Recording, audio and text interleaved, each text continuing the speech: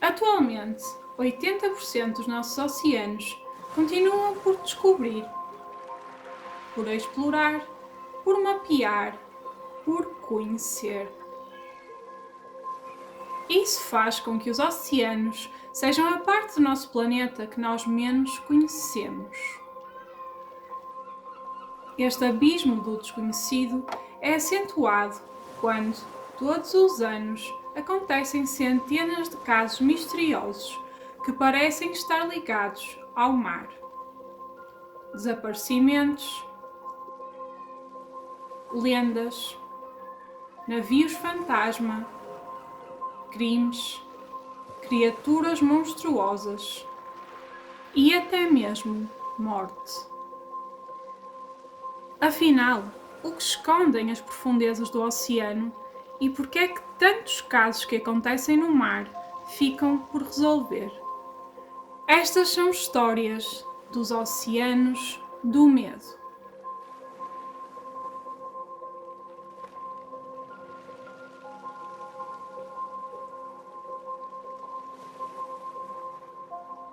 Olá, Bunnies! E sejam bem-vindos a mais uma Freaky Friday!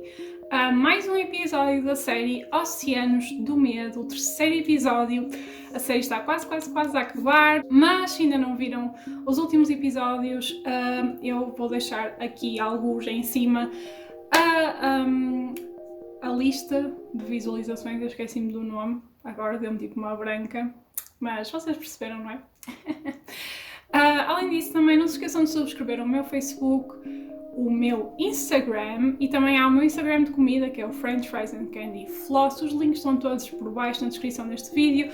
Deixem também o vosso like neste vídeo, por favor, e subscrevam aqui o canal, claro. O vídeo de hoje é o vídeo que eu mais queria trazer para esta série. É um caso muito conhecido, eu acho que a maior parte de vocês já ouviu falar, quase de certeza. Deixem-me só baixar a luz. Tive que baixar um bocadinho a luz porque estava muito pálida. Ring light. É um caso muito conhecido. Tenho certeza que muitos de vocês já ouviram falar. Eu conheço este caso há muitos anos. Mas é um caso que sempre me marcou muito. Esta história é muito chocante. É muito marcante. E quando eu decidi fazer esta série, este era um dos casos que eu já sabia que ia ter que trazer.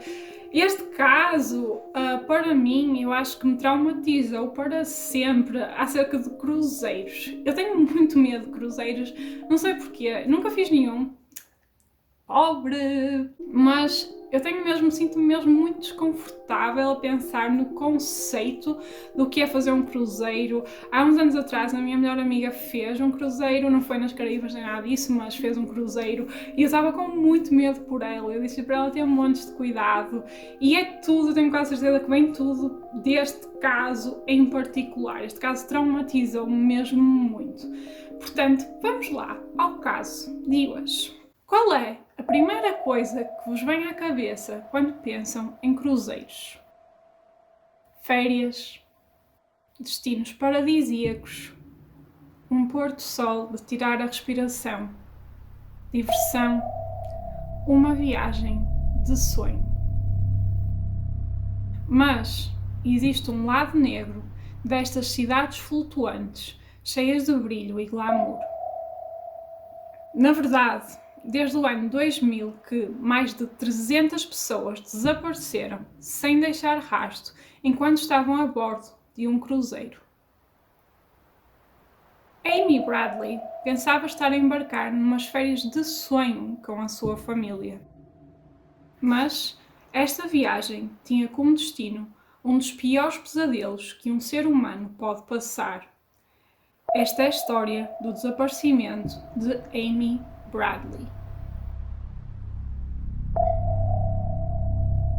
Em março de 1998, Amy Lynn Bradley era uma bonita jovem de 23 anos, natural da Virgínia, nos Estados Unidos da América. A Amy, ela tinha um irmão mais novo chamado Brad, de quem ela era muito próxima, e era filha de Ron e Iva Bradley. A Amy era descrita como uma jovem muito extrovertida que amava desporto e era muito boa a fazer desporto. Inclusive, ela recebeu várias bolsas para a faculdade de desporto, mas ela optou por ficar numa faculdade perto de casa porque ela era muito próxima da sua família. E em 1998, a vida da Amy parecia estar a correr às mil maravilhas. Ela tinha acabado de comprar o seu primeiro apartamento, ou seja, ia viver sozinha, e também estava a pensar em tirar um mestrado em Psicologia do Desporto. Então, no início de março, o chefe do Ron, que é o pai da Amy, ofereceu-lhes uma viagem de cruzeiro pelas Caraíbas durante uma semana. No entanto, desde o início, algo parecia estar errado. A Amy, ela era uma nadadora muito boa, inclusive ela era treinadora de uma equipa de natação. No entanto, ela mostrou-se muito reticente em se juntar à família neste cruzeiro. Segundo ela, a ideia de um cruzeiro enorme a flutuar na água fazia-a sentir-se estranhamente desconfortável. No entanto, apesar desta sensação estranha de não se sentir à vontade com esta viagem, a Amy aceitou participar na viagem de cruzeiro porque era uma forma dela passar uma semana inteira de bons momentos junto da sua família. O nosso instinto, por vezes, fala-nos do nosso futuro e é tão acertado que é por vezes fatal não ouvi-lo. E foi isto que se viria a provar no caso de Amy. Para se preparar para a viagem como uma qualquer rapariga de 23 anos, a Amy passou as semanas anteriores a fazer solário para se bronzear e até mudou a cor de cabelo dela de loiro para castanho escuro. E no dia 21 de março de 1998, a família Bradley embarcou em Porto Rico no cruzeiro Rhapsody of the Seas. O enorme navio emana um ambiente de alegria, de festa e de diversão. E a mãe de Amy e a Aiva chegou mesmo a pensar o quão especial era tudo aquilo e aqueles bons momentos que eles podiam passar juntos. Nos primeiros dias de viagem, a Amy reparou que a tripulação do cruzeiro era extremamente simpática para com ela. Extremamente atenciosa. Talvez até um pouco demais. E tratam-na como uma verdadeira rainha, sorrindo-lhe e fazendo-lhe tudo aquilo que ela precisa para se sentir confortável. Este comportamento por parte da tripulação foi tão exagerado, de certa forma, que a Amy começou a sentir-se até um pouco desconfortável com isso e até comentou com a sua família que sentia que a tripulação do navio a tratava de forma diferente dos outros. Em 23 de março, o cruzeiro faz a sua primeira paragem em Aruba e é ao desembarcarem o navio que a família Bradley tira, sem saber, aquela que viria a ser a sua última foto em família. Nessa noite, a família Bradley regressou ao navio para jantar, seguindo-se uma festa temática no deck do navio. A festa tinha o tema da deusa do mar Calipso, e Amy e a sua família dançaram, beberam, riram e até participaram num concurso de limbo que o irmão da Amy ganhou nessa noite. Amy parecia estar finalmente a soltar-se e a sentir-se mais à vontade dentro do cruzeiro. À 1 da manhã, o cruzeiro deixou Aruba e partiu para a sua próxima paragem, que seria a ilha de Curaçao, na costa da Venezuela. Por volta dessa hora, mais ou menos, os pais de Amy estavam exaustos e foram para o quarto dormir. No entanto, a Amy e o seu irmão Brad foram até a discoteca do navio para assistirem a um concerto da banda Blue Orchid, que era a banda residente do cruzeiro. E os irmãos Bradley continuaram a divertir-se até pelo menos às 4 da manhã, hora em que Brad se dirigiu ao seu quarto e foi se sentar na varanda do quarto para apanhar ar. Cerca de meia hora depois, a Amy apareceu lá na varanda e estiveram os dois a conversar. Algum tempo depois desta conversa, o Brad estava de facto muito cansado e disse à Amy que ia para dentro dormir. A Amy disse que ia ficar na varanda porque precisava de apanhar um pouco de ar. Às 5:30 da manhã, o navio está a chegar a Curaçao E o pai da Amy acordou e foi ver a filha que estava a dormir na varanda do quarto deles.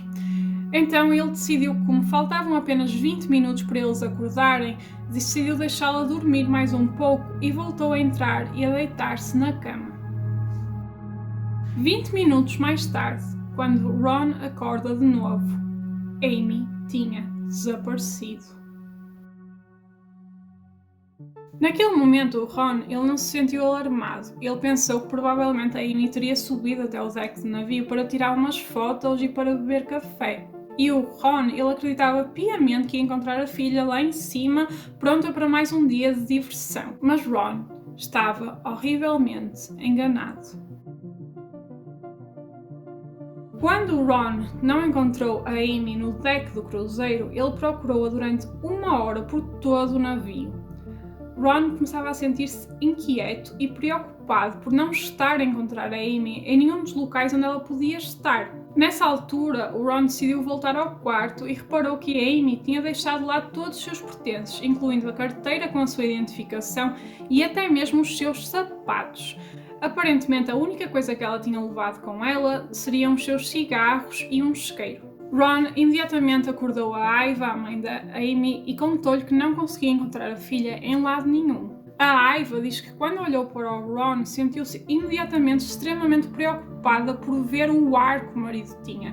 Ele estava com um ar muito assustado. Por essa altura, mais ou menos, os passageiros preparavam-se todos para desembarcar então na ilha de Curaçao. E o tempo parecia estar contra os Bradley. A Aiva e o Ron imploraram ao capitão do navio para que não deixasse sair ninguém do navio até eles encontrarem a filha. Isto porque a Aiva e o Ron eles temiam que alguém tivesse raptado a Amy e a tentasse levar para fora no meio da confusão dos passageiros. E esta teoria que eles tinham não era tão descabida assim, uma vez que a Amy desapareceu apenas momentos antes do navio chegar à ilha de Curaçao. Os pais da Amy queriam procurar em todo o navio, em todos os quartos, em todas as salas, antes de alguém ter a possibilidade de deixar o cruzeiro. O capitão do Rhapsody of the Seas, ele concorda em procurar em todos os cantos do cruzeiro, mas recusa-se a anunciar nos altifalantes que alguém tinha desaparecido lá dentro para não alarmar os passageiros.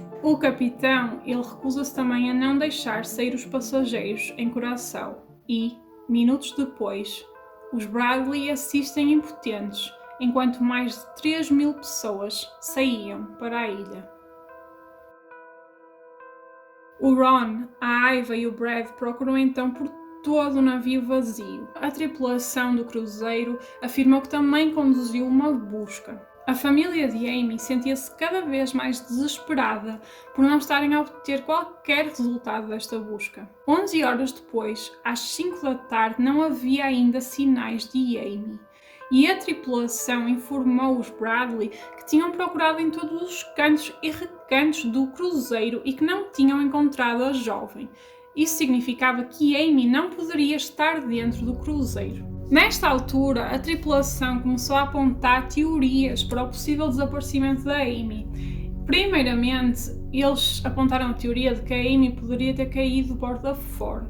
Só que os Bradley, eles não se acreditaram muito nesta teoria porque a Amy não tinha por hábito pendurar-se na borda do navio, nem tinha por hábito chegar-se perto das grades nem das bordas do navio. Depois, um membro da tripulação sugeriu que ela se poderia ter atirado voluntariamente cometendo suicídio. Esta teoria parecia ainda mais descabida para a família dela, porque a Amy estava a passar por uma fase muito boa na sua vida, tinha comprado um apartamento novo, ia começar um mestrado e não fazia qualquer sentido que ela se quisesse suicidar, não havia nada que indicasse isso. E foi então que outra pessoa da tripulação sugeriu que a Amy deveria estar então em Curaçao, que teria saído do navio naquela manhã, e insistiram para que a família, os Bradley, fossem procurar a Amy na ilha. E eles ao início eles não queriam sair do navio, não queriam deixar o navio sem terem a filha com eles. Mas eles insistiram e disseram que se viesse a descobrir que a Amy estava na ilha de Curaçao e que eles já tivessem arrancado, eles não poderiam voltar atrás para os deixar ficar lá.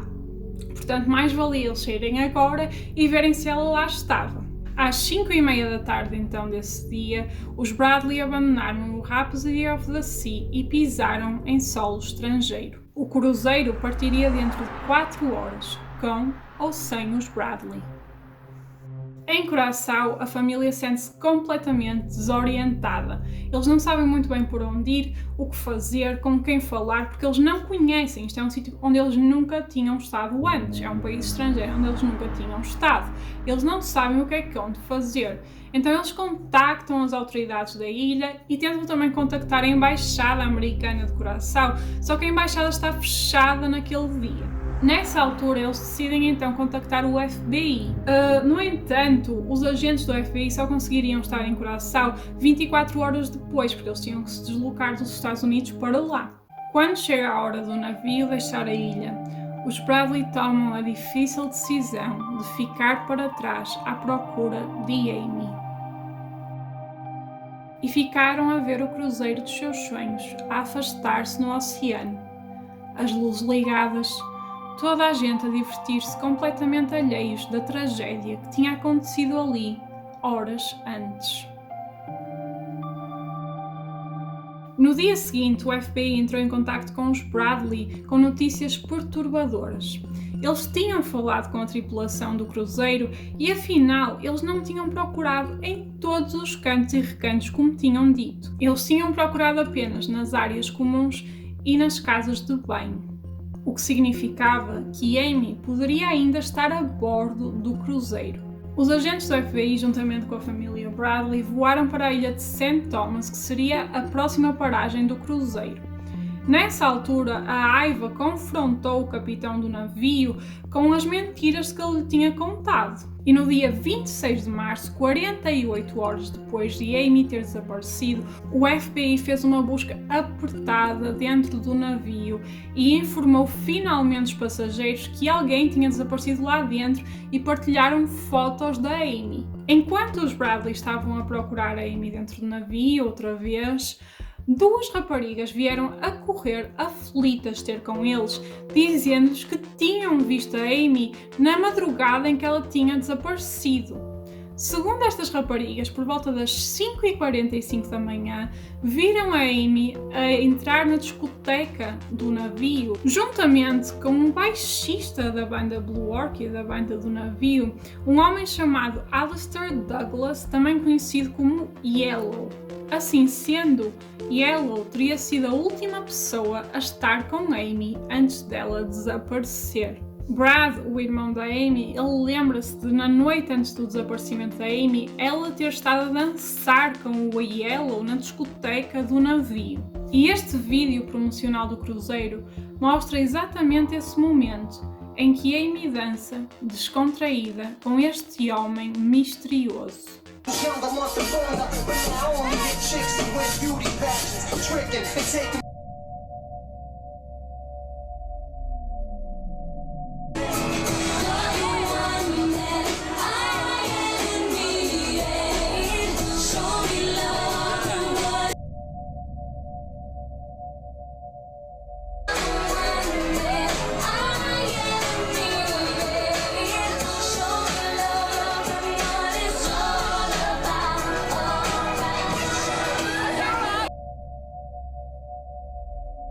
Nessa altura, o Brad lembrou-se de outro pormenor ainda mais perturbador. Na manhã em que Amy desapareceu, enquanto eles estavam ainda a fazer buscas, Brad cruzou-se com Alistair nas escadas e o baixista disse-lhe o seguinte: "Lamento pelo que aconteceu à tua irmã." Na altura, o Brad estava em choque e não pensou muito sobre aquilo. Mas agora, em retrospectiva, algo não bate certo. Porque naquela altura, apenas o capitão e a sua equipa de segurança sabiam do desaparecimento de Amy. Com estas provas, o FBI decide interrogar então Alistair Douglas e até lhe é feito um teste de polígrafo. Mas Alistair mudou a sua história completamente e afirmou que nem sequer sabia que Amy estava desaparecida. As provas que foram recolhidas neste interrogatório não foram suficientemente fortes para Alistair ser preso e o baixista foi então libertado. Este mistério do desaparecimento da Amy fica ainda mais bizarro quando o FBI descobre que o serviço de fotos do cruzeiro que tira fotos aos passageiros para depois as vender tinha perdido todas as fotos de Amy. De todos os milhares de passageiros do cruzeiro, as fotos de Amy eram as únicas que tinham desaparecido. E, estranhamente, tinham desaparecido 10 horas antes do desaparecimento de Amy. Juntando o mistério das fotos às suspeitas para com Alistair Douglas, os Bradley começaram a suspeitar que o desaparecimento de Amy pudesse estar ligado a um rapto organizado dentro do próprio cruzeiro. No entanto, por falta de provas, o FBI não pôde prender ou acusar nenhum membro da tripulação do Rhapsody of the Seas. E, em 28 de março, os Bradley desembarcam o cruzeiro pela última vez e apanham um voo para casa sem um precioso membro da sua família. As suas férias de sonho tinham terminado em pesadelo. De volta aos Estados Unidos, a família Bradley continua muito empenhada em tentar encontrar Amy e fazem uma campanha a nível nacional para divulgar este desaparecimento e até oferecem uma recompensa de $200.000 a quem conseguir trazer Amy de volta. No entanto, apesar destes esforços, passa-se um mês sem eles obterem nenhuma pista nova. No dia 21 de abril, o Ron e o Brad voltam à ilha de Curaçao para continuarem à procura de Amy. Nessa altura, eles trabalham juntamente com as autoridades do local e distribuem vários panfletos com a foto da jovem. A determinada altura, um taxista da ilha aborda o Ron e o Brad e diz-lhes ter reconhecido a cara da jovem dos panfletos. Segundo ele, na manhã em que o cruzeiro atracou em Curaçao, ele estava estacionado perto da doca à espera dos passageiros do navio, quando Amy veio a correr para o seu táxi com um ar muito assustado e lhe perguntou insistentemente onde podia encontrar um telefone. O taxista diz que fixou a cara da jovem e que nunca esqueceria os seus olhos verdes. Depois desta pista, o Ron e o Brad, com a ajuda da polícia local, procuram a Amy em todos os cantos da ilha.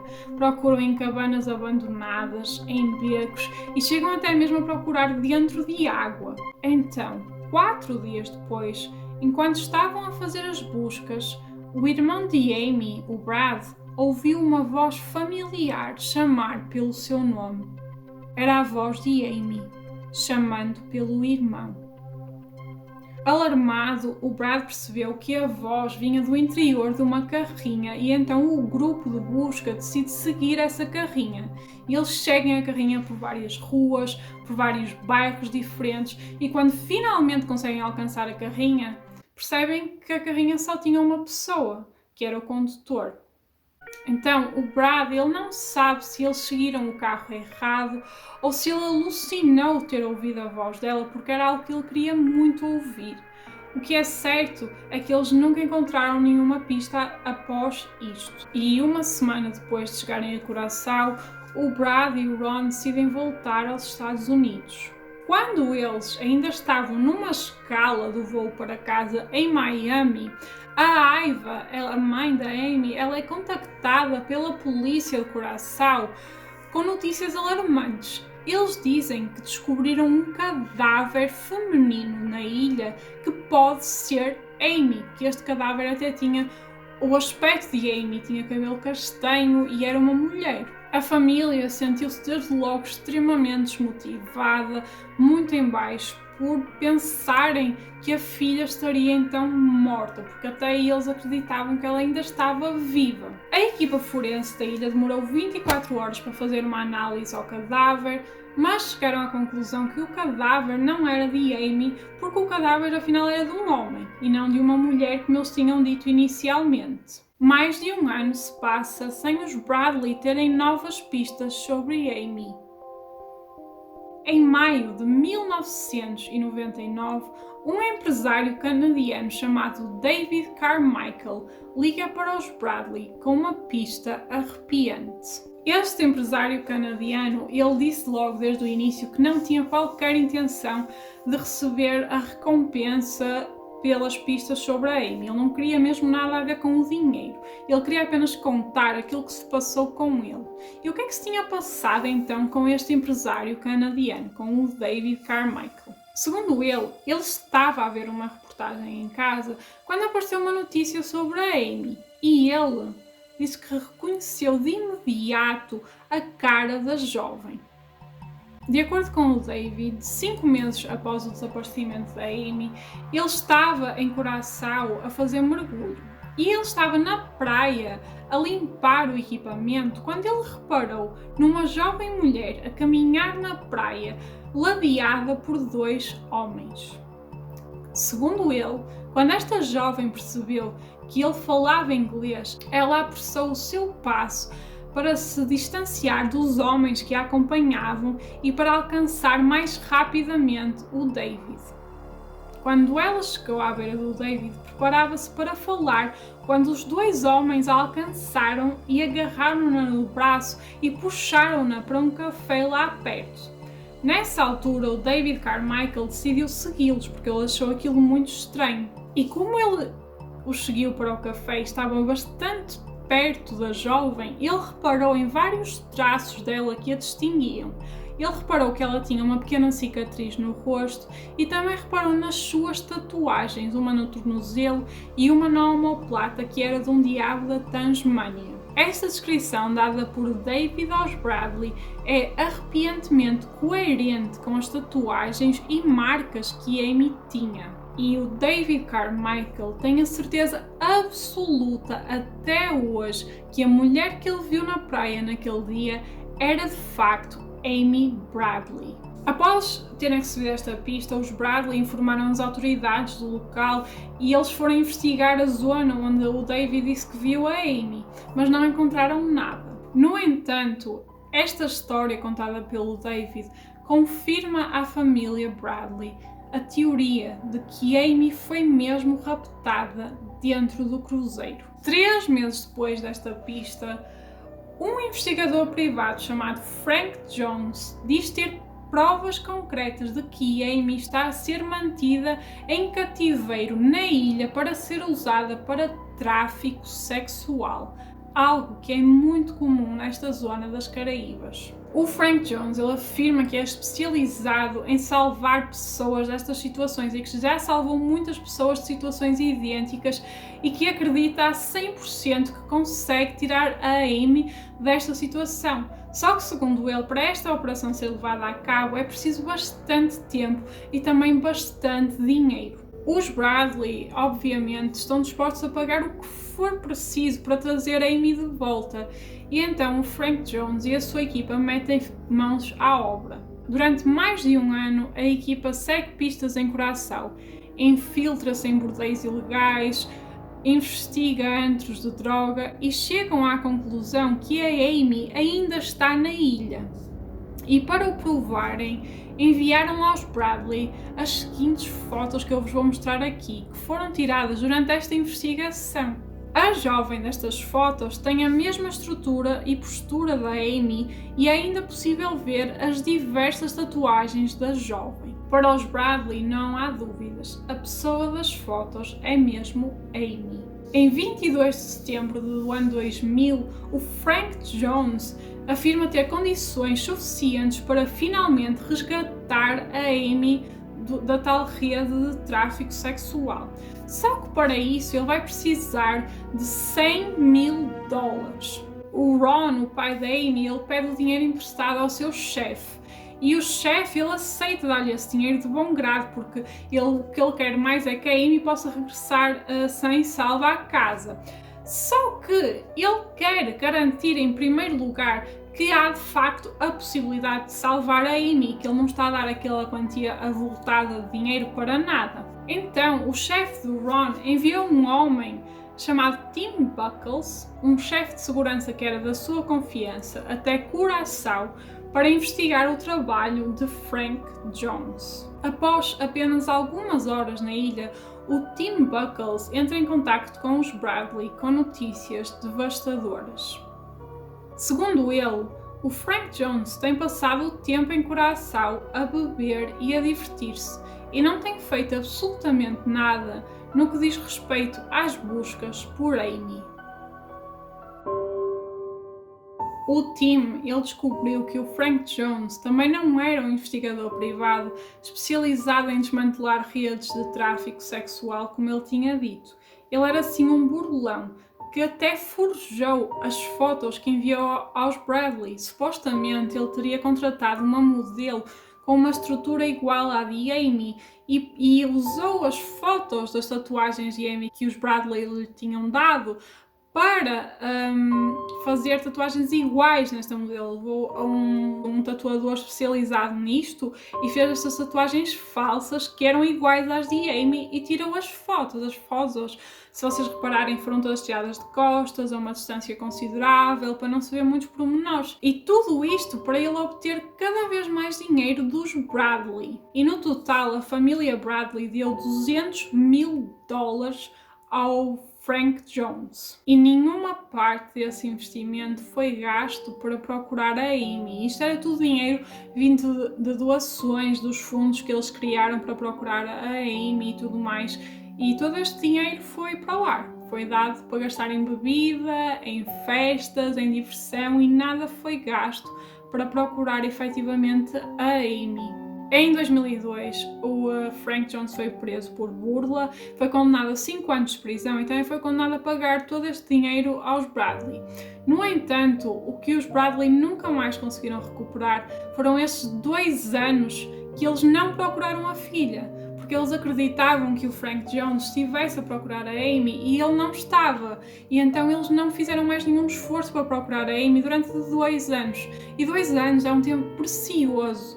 Todo o tempo é precioso para tentar encontrar alguém desaparecido e 2 anos é imenso tempo que foi desperdiçado e isto é algo que eles nunca conseguiram recuperar. Entretanto, enquanto eles estavam a digerir tudo isto, uma outra pista chegou à família Bradley. Um marinheiro que estava destacado em Curaçao disse que 2 anos antes tinha ido a um bordel da ilha e que foi abordado por uma jovem. A jovem aproximou-se dele e disse-lhe: "O meu nome é Amy Bradley e preciso de ajuda." O marinheiro perguntou que tipo de ajuda é que ela precisava e ela disse: "Preciso de ajuda, não consigo sair daqui." Nessa altura, a jovem foi afastada por uns homens e ele foi embora e, segundo ele nunca disse nada, nem contou às autoridades, nem fez nada acerca disto, porque não era suposto ele estar num bordel enquanto estava destacado para um serviço. Quando, nesta altura, as autoridades foram investigar então o tal bordel que este marinheiro tinha estado 2 anos antes, o bordel tinha sido demolido. Depois disto, 4 anos passam-se sem nenhuma nova pista. Mas, em setembro de 2005, os Bradley iriam receber uma nova pista absolutamente chocante. Uma pessoa anónima enviou umas fotos aos Bradley que essa pessoa tinha encontrado num site de acompanhantes de luxo com base nas Caraíbas, e estas eram as fotos que ele enviou.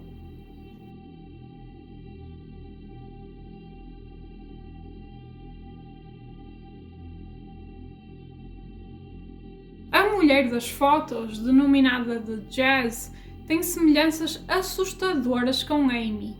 Tem um ar mais velho e abatido, mas se olharmos com atenção, percebemos que esta pessoa pode muito bem ser Amy Bradley. A família da Amy, elas também acharam que esta pessoa das fotos era mesmo muito parecida com a Amy. E para confirmarem, eles contrataram um especialista forense para comparar as fotos. Este especialista forense compara vários traços do rosto de uma foto e de outra, eles são mesmo especializados nisso, e ele afirmou com quase 100% de certeza que a pessoa da foto do site de acompanhantes de luxo era a mesma pessoa que a Amy, eram a mesma pessoa, tinham os mesmos traços, a mesma estrutura facial, até pormenores nas orelhas com os brincos e tudo mais, eram iguais. Ele disse que apostava a carreira dele em como aquela pessoa da foto era de facto a Amy. Então, nesta altura, a equipa de investigação decidiu então seguir esta pista do site dos acompanhantes de luxo, só que eles não conseguiram encontrar praticamente nada, o IP era muito estranho, eles não conseguiram dar em nada praticamente, porque estes sites, principalmente estes países das Caraíbas, eles são feitos mesmo para não serem facilmente encontrados, ou são sites temporários, ou são feitos de uma forma em que eles não vão conseguir encontrar muito facilmente de onde é que eles vêm exatamente, onde é que eles foram criados. Mas mais ou menos nesta altura, uma mulher chamada Judy Maurer entraria em contacto com a família com uma história assustadora. A Judy, ela estava de férias num cruzeiro com o marido quando o navio atracou nos Barbados. A Judy e o marido aproveitaram para ir fazer umas compras e a Judy precisou de usar uma casa de banho de uma das lojas. Quando ela estava dentro da cabine da casa de banho, ela ouviu umas vozes a discutirem, a entrarem pela casa de banho dentro. Ela ouvia muitas pessoas a discutir e algumas dessas vozes eram masculinas. Ela ficou muito assustada, com medo de ser assaltada ou violada ou qualquer coisa, então ela fez muito silêncio e encolheu os pés dela para cima da sanita para ninguém reparar que ela estava ali e ficou em silêncio a ouvir. E foi então que ela ouviu um homem com um tom muito ameaçador a dizer o seguinte: "O negócio é às 11 horas e é bom que estejas preparada para ir. É bom que estejas disposta a cooperar desta vez, porque este é o meu negócio. É bom que não estragues tudo." E segundo a Judy, o homem repetiu isto diversas vezes. E depois os homens deixaram então a casa de banho, foram embora. Quando a Judy se sentiu segura o suficiente para sair da cabine, ela reparou que estava uma mulher jovem, na casa dos 30 anos, perto do lavatório. A Judy reparou que ela estava quase a chorar e então ela aproximou-se dela e perguntou-lhe: "De onde é que tu és?" E a jovem, ela respondeu numa voz muito baixinha, que a Judy disse que até teve dificuldade em ouvir ao início, que ela estava a falar muito, muito baixo. E então ela disse que era da Virgínia. E a Judy perguntou-lhe como é que ela se chamava. E ela disse outra vez muito baixinho que se chamava Amy. A Judy, nessa altura, para tentar acalmar a mulher, disse: a minha filha também se chama Amy. Ela disse que nunca ia esquecer esse nome, porque era o nome da filha dela. Só que quando ela disse isto, a jovem ficou com uma expressão de horror no rosto e começou a aproximar-se muito da Judy, a invadir tipo o espaço dela e a fazer tipo gestos para ela falar baixo. Nesta altura, a Judy voltou a ouvir os homens a falar do outro lado da porta e começou a ouvir pancadas fortes na porta. A porta abriu um bocadinho e a jovem ficou tipo congelada, paralisada, com uma expressão de medo no rosto. Só que a Judy, como estava em choque com tudo aquilo e estava com muito medo, ela saiu a correr da casa de banho e ela lembra-se que passou por 4 homens que estavam no corredor à espera. E ela disse que nunca mais viu aquela mulher da casa de banho. Até 9 meses depois, ela ter visto as fotos da acompanhante de luxo numa reportagem sobre pessoas desaparecidas. E nessa altura, a Judy teve a certeza que aquela mulher do site de acompanhantes de luxo, era a mesma mulher que ela tinha visto na casa de banho nos Barbados. E que era a mulher que lhe tinha dito que se chamava Amy. E quando ela viu na reportagem que achavam que aquelas fotos eram de uma jovem desaparecida chamada Amy, ela teve a certeza que era a mesma pessoa. E com este testemunho da Judy, o FBI conseguiu criar retratos robô, não só da mulher que ela encontrou na casa de banho, como dos homens que estavam com ela, que são estes retratos que vocês estão a ver aqui. E se vocês repararem no retrato da mulher, ela é de facto muito, muito parecida com a tal mulher do site dos acompanhantes de luxo. E, por sua vez, é muito parecida com a Amy.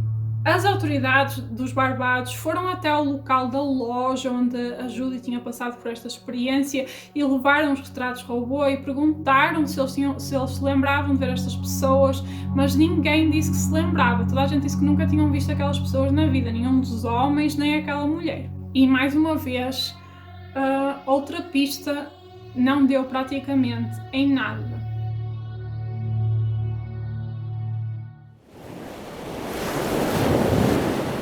Em 24 de março de 2010, a Amy foi oficialmente declarada morta por desaparecimento.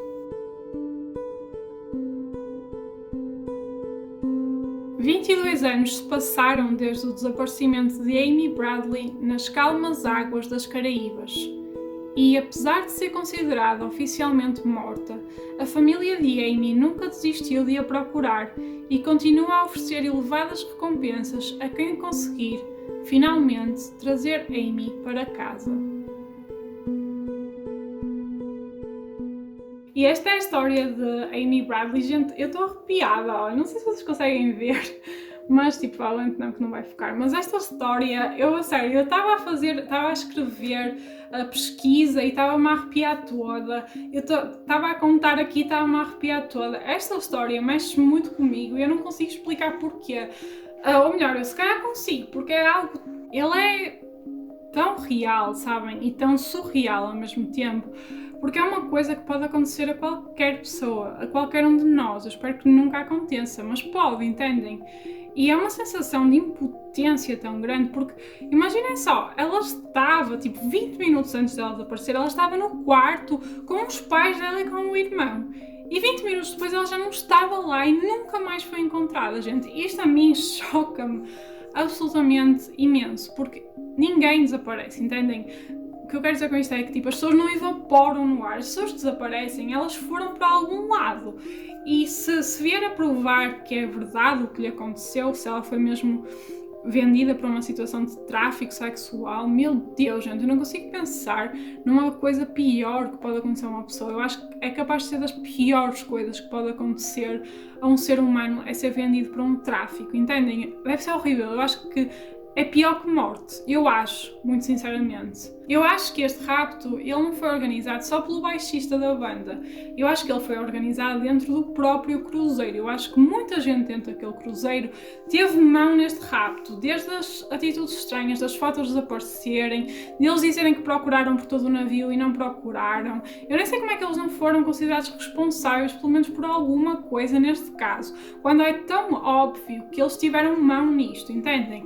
E eu acho que isto é o que é muito assustador, é que nós quando vamos assim numa viagem, num cruzeiro, ou vamos para um hotel, ou não sei o quê, nós achamos que as pessoas que estão a trabalhar lá são pessoas de confiança, entre aspas, não é? Estão ali a trabalhar, estão ali a fazer o seu trabalho, e que nenhuma delas tem como intenção fazer-nos mal. Ninguém vai arriscar a carreira para nos fazer mal, não é o que nós pensamos. Só que não é bem assim. E há imensas pessoas, e principalmente mulheres, que desaparecem em cruzeiros, e principalmente nesta zona das Caraíbas é muito comum as pessoas desaparecerem e serem vendidas para tráfico. E é horrível, gente, entendem? E se nós pensarmos bem, sim, as pessoas do cruzeiro têm o seu trabalho e tudo mais, mas eu não faço ideia quanto é que se ganha num tráfico humano, mas eu imagino que seja muito mais do que eles devem ganhar no cruzeiro, entendem? Portanto, compensa sempre. Horrível dizer isto, mas percebem o que eu quero dizer? E por isso, sim, eu acredito mesmo que tenham sido as pessoas de lá, e acredito que tenha sido, infelizmente, esse o destino da Amy.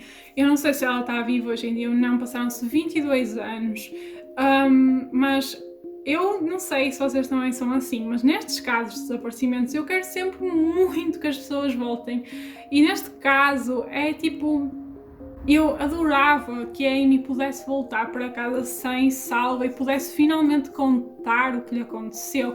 Isto porque, se nós tivermos em conta todas estas pistas que foram aparecendo, se nós tivermos estas pistas como sendo verdadeiras, ela é uma mulher de coragem, gente. Mesmo que ela tenha sido raptada, ela tentou sempre fugir e tentou sempre salvar-se. Por isso eu acho que toda a gente merece ser salva, ok? Mas eu acho que ela merecia imenso ser salva desta situação.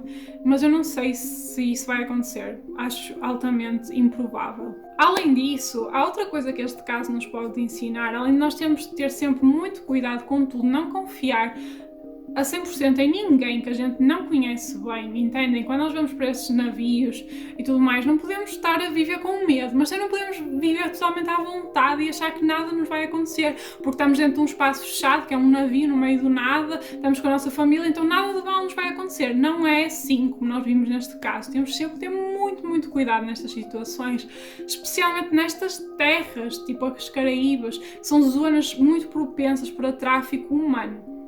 Outra coisa que eu queria dizer é que este vídeo ensina-nos a importância de nós não sermos passivos em situações estranhas.